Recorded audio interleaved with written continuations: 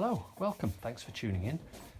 Right here we've got a quick demonstration test of this 1950s German manual conical burr coffee grinder by Armin Trösser.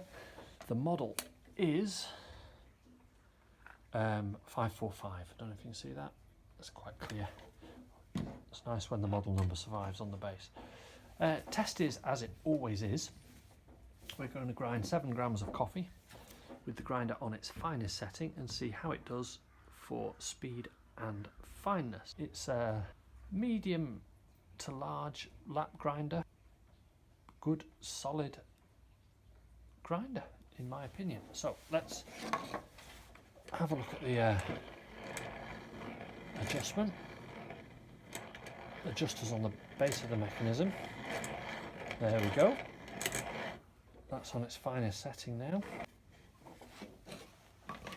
And let's see how it does with a 7 gram serving of coffee beans.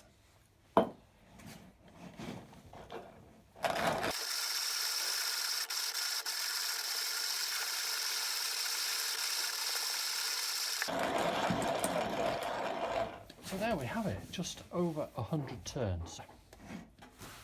But of course there are advantages of that because slower means easier, so it's easier to use. Let's have a look at the grind.